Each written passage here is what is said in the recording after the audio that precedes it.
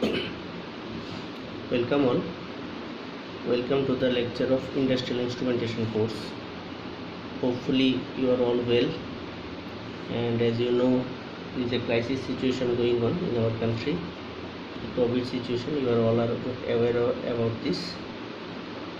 So we are running this course by online. Every week we will transfer you the videos, lectures, either with WhatsApp or let's see if it is possible to upload it in YouTube or not. So we are starting this course, Industrial Instrumentation.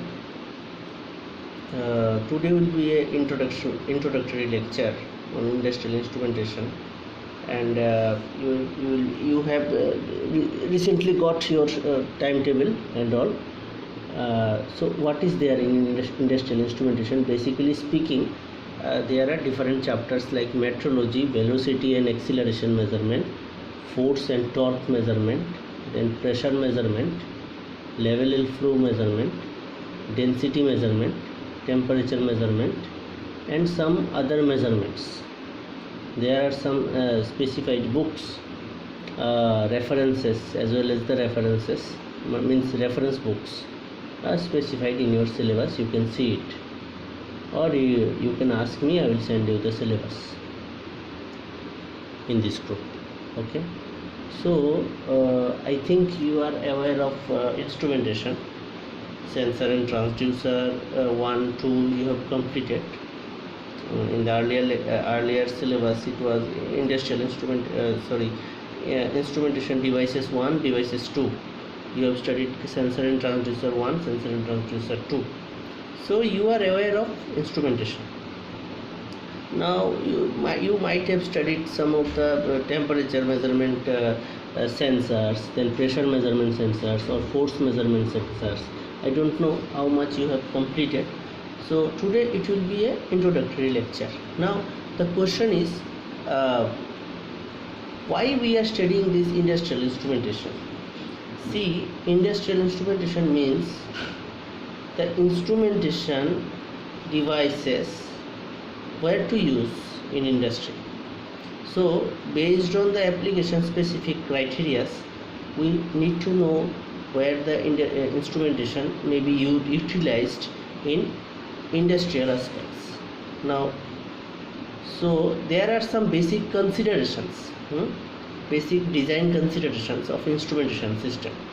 What is basic design consideration? So based on these design considerations, we need to select a particular transducer or a instrument utilizing it to industry.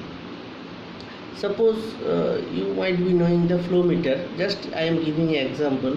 Say flow meter is a orifice plate. Now using this orifice plate we can measure the flow rate. As a basic concept you can consider. Now if I ask you to measure the flow rate of our veins, you understand, in the blood veins, how to measure the flow rate in the blood veins. So you must not prescribe the theory of orifice tube may be implemented in the blood veins. Means for that you have to cut the blood vein and you have to place a specific orifice plate inside this. So it is of no use and it is not recommended. That means any sensor cannot be used anywhere. So some of the sensors may be utilized in industry, in different industrial aspects. So there are some design considerations. Based on that you have to select the transducer for different applications. So in introductory lecture we will see some of the basic concepts.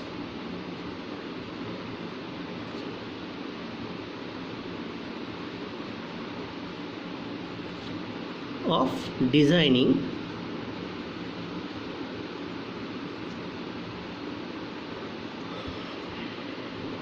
of instrumentation system.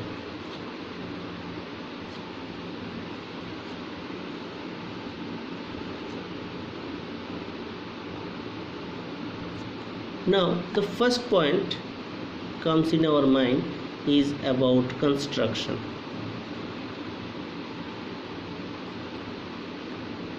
Question is, what is construction?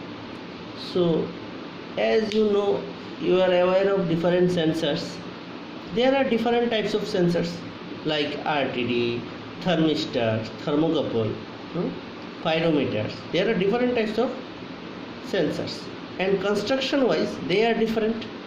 Now one sensor, just consider it is a big size, okay, and one sensor is a small size. So for any say in temperature measurement itself, in anywhere you cannot use any sensor. Suppose you have to measure a 1500 degree centigrade temperature, there you should not use the thermistor, even though it is a small size. So you have to utilize, in higher temperature, as you know, we have to utilize the thermocouple. And I am just briefly explaining. We will see the uses of different transducers and sensors in subsequent lectures. Okay, so there are distinguished difference in construction of different transducers or sensors. So you have understood this. Next point is the power requirement.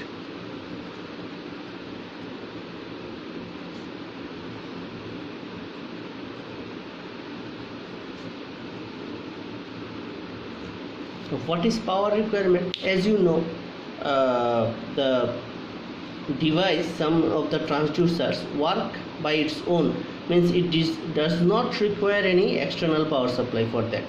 These type of transducers are, you are aware of, it is called active transducers, okay, and some transducers are there, those does not require any one is does not require any power supply, is called active transducers, and some of them are required some power supply, external power supply, for well performing of the transducer or getting the electrical output.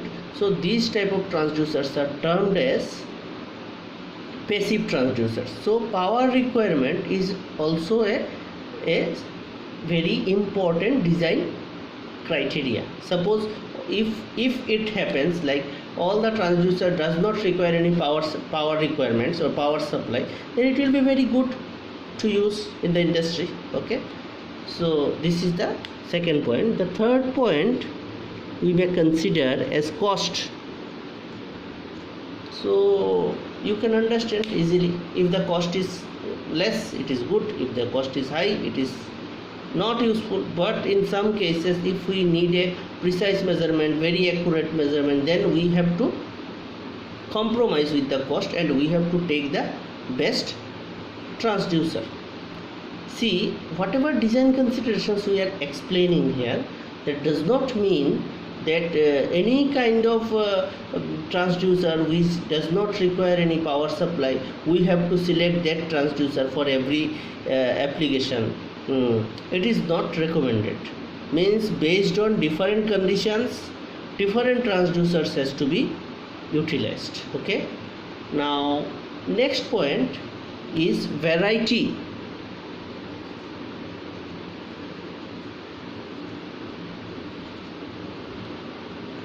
This variety may be construction wise, or or the variety may be means construction wise variety means what? Physical form, different types of physical forms must be available. Like in thermistor, you know, bead type, rod type, different types are there. So different construction wise also they are different.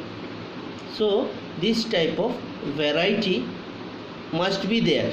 See, say if I do not have any variety, then I have to choose the available one. If I have number of varieties, then I can choose one of them. So based on my requirement. Okay, then next is wide range. Next point is wide range. Wide range means what? Suppose you are having a transducer, this is input, this is output, output may be voltage, input may be any physical parameter, it may be temperature, it may be pressure, it may be flow, whatever it is. So input parameter is changing, accordingly output is changing. This output is say voltage. Now a transducer is having this response, say this is number 1 response, and another transducer is having this response too. Just consider it is a straight line. Okay, so in this, if you change a little bit in input, you will get this much of output, and if you change this much of same change in input, in the output you will get a large amount of change. So this is the range, output range. Now even in input range you can see, say this a transducer is like this, after this it is showing some non-linearity. So up to this range it is showing linear response, after this it is showing non-linear response, means this part we should not utilize, we only have to utilize this. So it is called a input range. So this range, wide range, this range of two type, what is input range, another is output range, both must be higher. Okay, you are getting na? So suppose this is the range, this is the input range, so I am having a response up to like this, means say 0, 10, 20, 30 up to 100. So this is one transducer response, this is another transducer response. So if I consider number 1, it is up to 25 degree to 30 degree, 0 to 30 degree we can measure, but this second one can measure 0 to 100 degree or above 100 degree. So its input range is higher, and output range as I have told.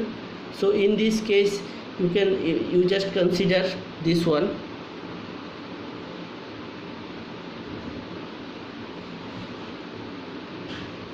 say this is one, slope is higher, this slope is lower. I am changing this much input, I am getting this much output.